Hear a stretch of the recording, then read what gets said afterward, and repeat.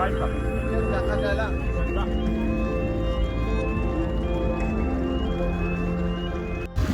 guys, we wanted to give you an update here from the Cry Tent. We are at the gate outside of the border from Ukraine to Poland, and we have had some amazing things happen today. So this is wave 3 coming in for the first day onto the border.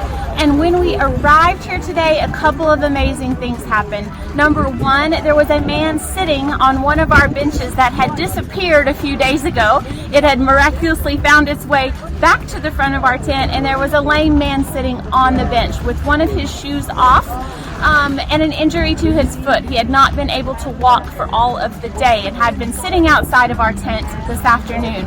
So when we got here, we began to do praise and worship inside of the tent. Our team leader felt very strongly that we needed to stay together as a group and pray, and we did, and we prayed specifically for not only healing over that man, but also saving of him. And within just not even 10 seconds, he gets up and puts his shoe on, and then a few seconds later begins to walk across the tent, and then comes back to us, specifically to the woman who had prayed for him inside the tent that he did not see or hear, and said to her, "Not only did you heal me, but you saved me," which were the exact two things that we had prayed over him.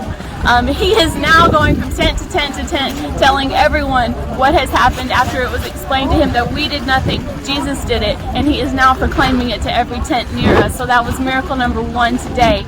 Miracle number 2. The authorities here are wanting to move all of these tents that are at the gate, which has been our proclamation this entire time. They're wanting to move those tents away from the gate and begin to set up some more a medic tent and some more professional tents here because of a human trafficking situation. So when we got here, they told us we were going to have to move the tent. We began to explain to them. He began to ask us questions. What are you doing here? What's your mission? We began to tell him what we are doing here with Cry, and almost immediately he said, "You know what? You don't have to move your tent.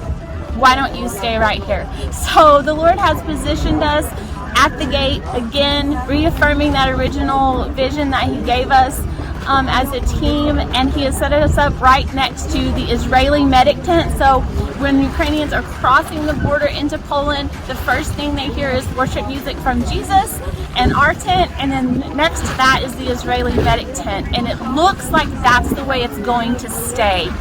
So we do have a possible option to move or split and go to another border possibly soon, but for now it is looking like the Lord is keeping us here for a reason.